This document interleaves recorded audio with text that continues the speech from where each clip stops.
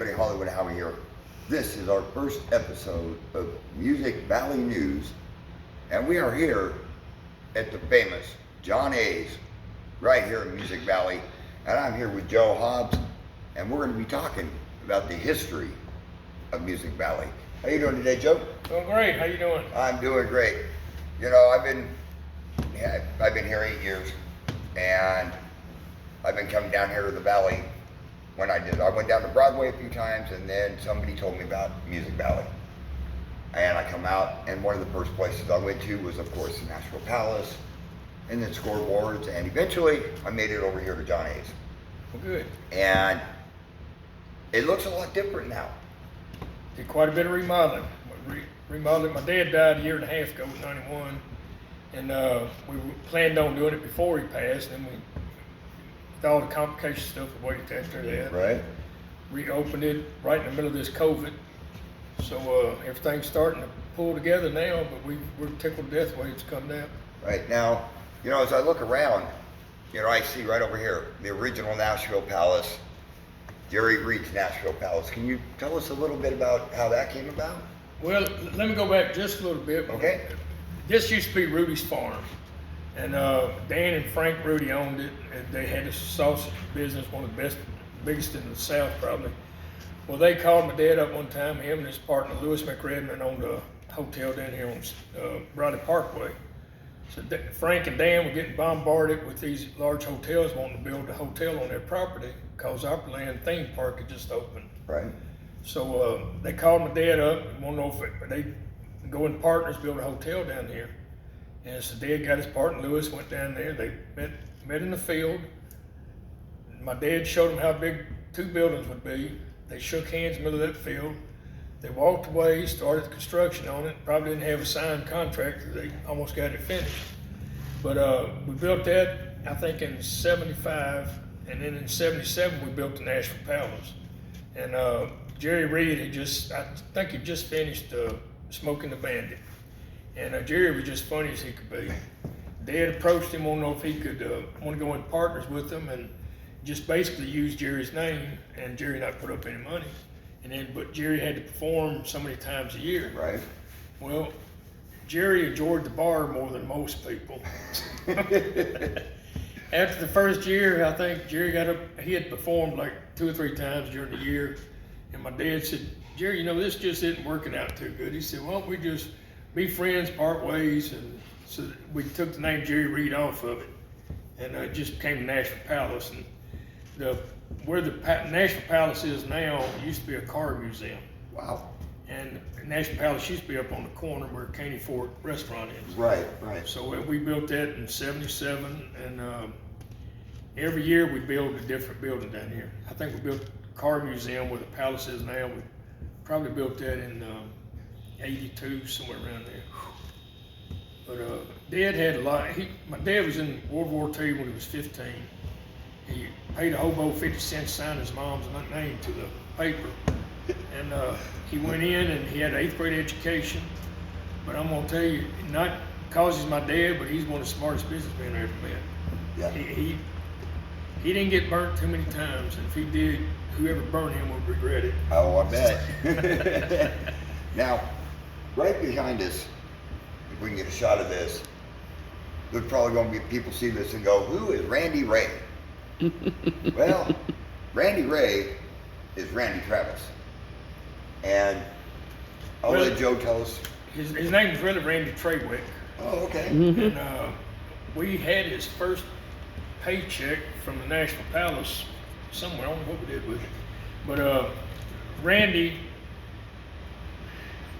I won't get in a lot of detail, but Randy came down here from North Carolina, back in the early '80s.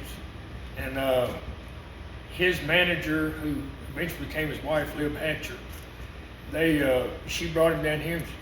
My dad just had let his manager at the palace go. And Liv just happened to call the day after that and said she's coming to Nashville with this superstar, or he's going to be a superstar, and she want to get his foot in the door and stuff. And my dad said, "Well, look, you can run the Nashville Palace, but you know the rules. If you don't do your end, fulfill your side of it, then we're going to let you go." Well, Liv was a great manager. She kind of coached Randy into the direction he went into. But he used to do dishes for us, and in between sets, my dad would always let amateurs get up and sing. Right. Alan Jackson, Lori Morgan, she started off with us. Wow. She opened up, and Jerry Reed's daughter was on one side. We had two bands going at the same time, but you couldn't hear them because of the thickness of the walls. Right. But Randy would get up and sing a couple of songs, and he'd go back and do dishes.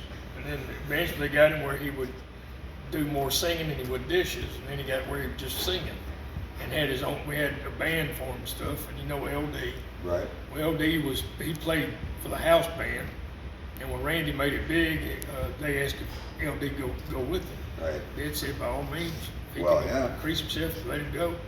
So Randy did well. He's did extremely well. Great singer.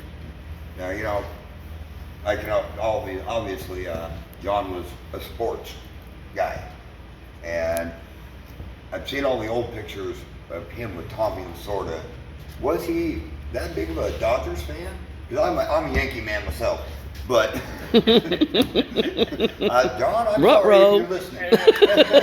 Well, a guy who he's from the Nashville area, I think around Cookville, across from, and Bob Smith. And when he was a teenager, he ran away, I think he ran away. Anyways, he went to California. He got a job working at Dodger Stadium. By the time he was 26, they put him in charge of Dodger Stadium. Wow. And Mr. O'Malley did. So his sister was a good friend of ours, and Bob came in one Christmas. He met my dad. This is probably late 70s. And he told Dad, said, look, if you got some free time, come out next year. He said, well, watch games, and I'll get you some passes and introduce some people.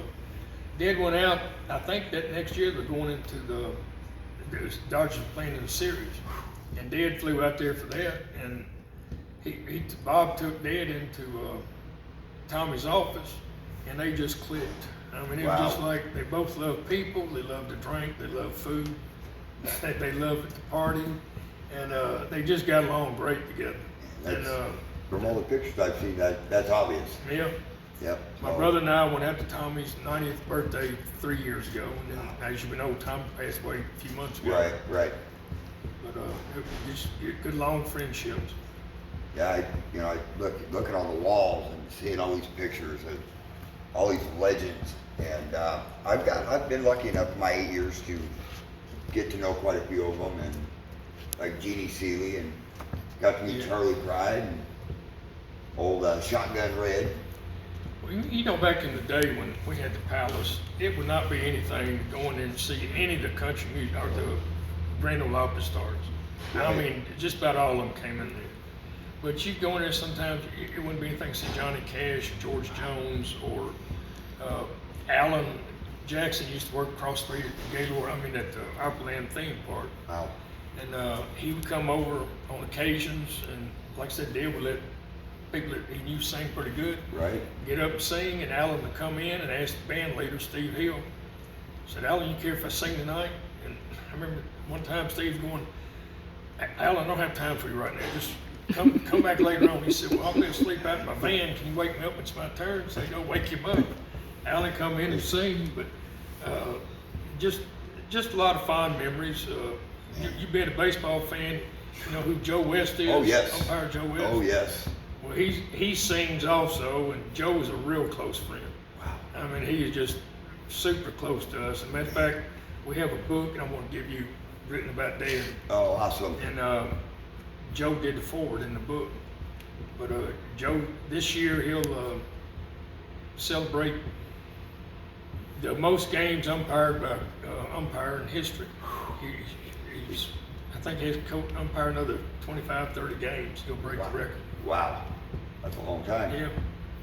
And alrighty, folks, we're just about done here. Now we'll be taping other episodes around the valley and talking to a lot more people on the history of this on the valley. And I can remember as a kid coming down with my mom and dad and to Tennessee, but living here is a lot different than just coming down, going to the amusement park, because that's all us kids wanted to do back then. No matter what mom and dad wanted to do, they'd drop us off at the park. That's right. But we had a lot of fun. I want to thank Joe Hobbs for his time telling us the history of John A's and the rest of the valley here, National Palace and all that. And we'll see you. Gordy, appreciate it. Oh, thank you, Joe, so much. And we appreciate everybody for supporting us.